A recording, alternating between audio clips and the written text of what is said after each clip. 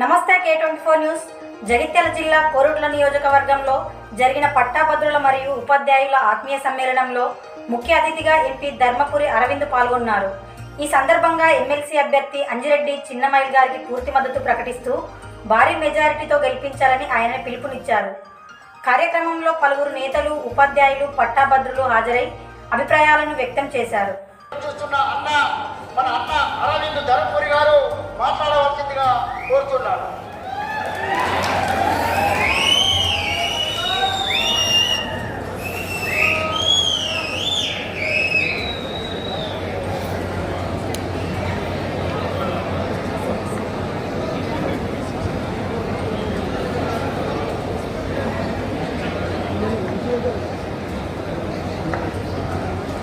జై శ్రీరామ్, జై శ్రీరామ్. మీద ఉన్న జిల్లా అధ్యక్షులు యాదగిరి బాబు గారు, సీనియర్ నాయకులు మోరేపల్లి సత్యనారాయణరావు గారు, ఇద్దరు మన ఎమ్మెల్సీ అభ్యర్థులు భారతీయ జనతా పార్టీ అంజిరెడ్డి గారు, పెద్దలు కుమరయ్య గారు, అదే రకంగా నూతన జాతీయ పసుపు బోర్డు మొదటి చైర్మన్, పసుపు రైతు, భారతీయ జనతా పార్టీ కరడుగట్టిన కార్యకర్త, రాష్ట్ర భారతీయ జనతా పార్టీ కార్యదర్శి పల్లె గంగారెడ్డి గారు,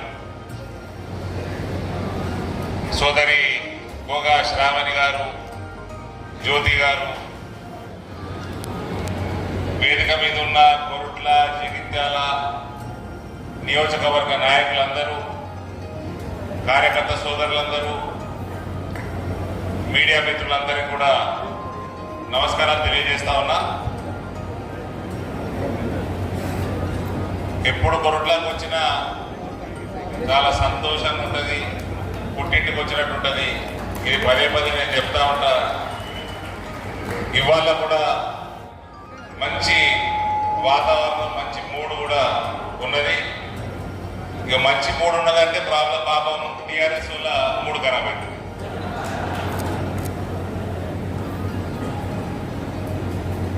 ఇవాళ అంజిరెడ్డి గారు ప్రత్యేకంగా కుమరయ్య గారు అంటే కుమరయ్య గారు ఎలక్షన్ నా లెక్క ప్రకారం అయిపోయింది, ఆయన ఎమ్మెల్సీ అయిపోయాడు.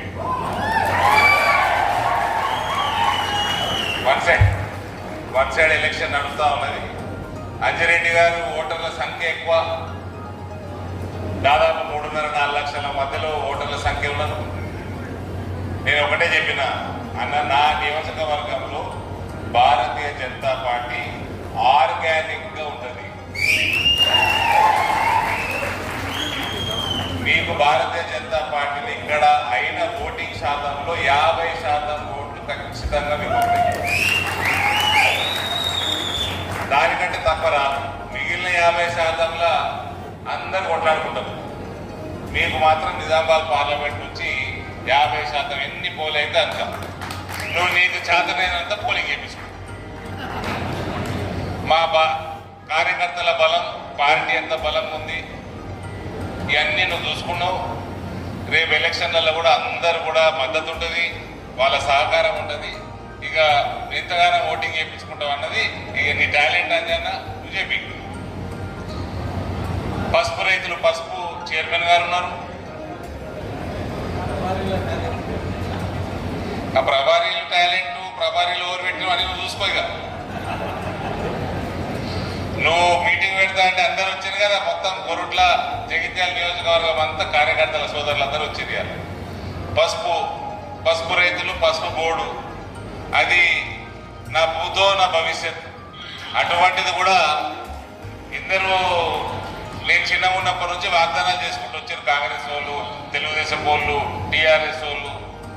ఇవాళ పసుపు బోర్డు వచ్చింది, అది చరిత్రలో నిలబడిపోతుంది. ప్రతి పసుపు రైతు ఇంట్లో గ్రాడ్యుయేట్ ఉంటాడు, ప్రతి పసుపు రైతు ఇంట్లో కనీసం ఒక గ్రాడ్యుయేట్ ఉంటాడు. ఇక్కడ నాకు తెలిసి మనకి 2 జిల్లాలు ఎన్ని ఎకరాలు పడితే సుమారు 50-60 వేల ఎకరాలు నిజామాబాద్ ఉమ్మడి జిల్లా. అది ఇప్పుడు పెద్ద 4-5 జిల్లాలు ఇది. చాలా మందికి పసుపు రైతులు ఉంటారు. నేను ఇంకా నా పార్లమెంట్ అనుకుంటున్నా, తిరుమల పోతే పసుపు రైతులు, ఇటు దిక్కు పసుపు రైతులు, ప్రతి ఇంట్లో కనీసం ఒక గ్రాడ్యుయేట్. వాళ్ళందరి ఆశీర్వాదం నరేంద్ర మోడీ గారికి వస్తుంది, వాళ్ళందరి ఆశీర్వాదం భారతీయ జనతా పార్టీకి వస్తుంది. ఆ ఓట్లన్నీ నీకు వస్తాయి. రైతాంగం ప్రత్యేకంగా పసుపు రైతులే కాదు, రైతాంగం, రైతు కుటుంబాలలో ఉన్న గ్రాడ్యుయేట్లు, వాళ్ళందరి ఆశీర్వాదం కూడా నరేంద్ర మోడీ గారికి వస్తుంది. ఇవాళ 2 ఎమ్మెల్సీలు ఈ ప్రాంతంలో ఉన్న బొమ్మరాయ్ గారు కానీ అజిరెడ్డి గారు కానీ బ్రహ్మాండమైన మెజారిటీ తోటి గెలవబోతా ఉన్నారు. వాళ్ళందరికీ నేను ముందే అభినందనలు, ఇద్దరికి ముందే అభినందనలు కూడా చెప్తా ఉన్నా. కానీ గెలిచినాక మన భారతీయ జనతా పార్టీ సిద్ధాంతం, నరేంద్ర మోడీ గారి గవర్నెన్స్, ఆయన గ్రాడ్యుయేట్లకి చేస్తున్న వివిధ కార్యక్రమాలు, ఉద్యోగస్తులకి, నిరుద్యోగులకి, చదువుకోవడానికి బయట దేశాలకు వెళ్తున్న దళిత సోదరులకి, పిల్లగాళ్ళకి, ఆదివాసీ పిల్లగాళ్ళకి అన్ని స్కీమ్స్ కూడా బలంగా ఇంప్లిమెంట్ చేసి ఒక బాధ్యతగా మనం వాళ్ళందరికీ సేవ చేసుకోవాల్సిందిగా మీ ఇద్దరిని కూడా నేను కోరుతా ఉన్నా. ఏమాత్రం టాపిక్ డైవర్ట్ చేసుకోకుండా, ఇది ఎవరి మీద ప్రేమ లేదు. ఈ బీసీ సెన్సస్ అంటున్నారు, బీసీల మీద ప్రేమ కాదు, ఎస్సీల మీద ప్రేమ కాదు, ఎస్టీల మీద ప్రేమ కాదు. రైతుకు చేయనోడు వీళ్ళందరికీ ఏం చేస్తాడు రేవంత్? వాడు కేసీఆర్ అనేటోడు వీకెండు, కేసీఆర్ అనేటోడు పీకెండు, ఈయన కూడా వీక్తాడు. రైతుని ఇబ్బంది పెట్టేటోడు ఎవరైనా సరే, రైతుకి ఇబ్బంది పెట్టేటోడు, రైతు మోసం చేసేటోడు ముందర పడనే పడడు.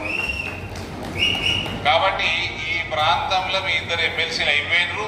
మీరు ఏ రకంగా సేవా కార్యక్రమాలు చేస్తారో అందరికీ మీరు ప్లాన్ చేసుకోండి. ఇక కొత్త బూటకం పెట్టినరు, సెన్సస్ అని బూటకం పెట్టినరు.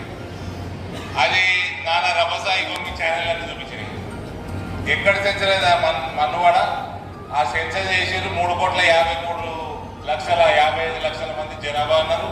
3,35,00,000 మంది ఓటర్లు ఉన్నట్టు మన ఎలక్టోరల్ రోల్ చెప్తున్నది. ఇప్పుడు మీరు కూర్చొని మీరు గూగుల్ చేసుకోండి. స్టేట్ ఎలక్షన్ కమిషన్ మన తెలంగాణలో ఎన్ని ఓట్లు ఉన్నాయని 3,35,00,000 ఓటర్లు ఉన్నట్టు వస్తుంది. మరి కాంగ్రెస్ వాడు ఈ రాష్ట్ర ప్రభుత్వం చేసిన సెన్సెస్ లా జనాభా సంఖ్య 3,55,00,000. అంటే 18 సంవత్సరాల లోపల ఉన్న 20 లక్షలేనా అండి? 20 లక్షలే ఉన్నారా? మళ్ళా స్టేట్ గవర్నమెంట్ పోర్టల్కి పోయి 18 సంవత్సరాలు మైనర్లు మన రాష్ట్రంలో ఎందరు ఉంటుండ్రి. కేవలం 6 సంవత్సరాల లోపల ఉన్న పిల్లగాళ్ళు 39 లక్షల మంది ఉన్నట్టు చూపిస్తున్నారు. అది కూడా స్టేట్ గవర్నమెంట్దే, అది వాళ్ళని ఎలక్షన్ కమిషన్, అది వాళ్ళని మనని. సెన్సస్ మీరు చేసింది, మాది ఏం లేదు. ఇలా మేమేం లెక్కలు చెప్తలేము. అంటే 6 సంవత్సరాల లోపల ఉన్న 40 లక్షల మంది ఉంటే 6 నుంచి 18 సంవత్సరాల లోపల ఓటు లేని వాళ్ళు ఎందరు ఉంటారు? డబల్ వేసుకో 80 లక్షలు ఉంటారు, లేదా 70 లక్షలే ఉంటారు. 70, 40, 1,10,00,000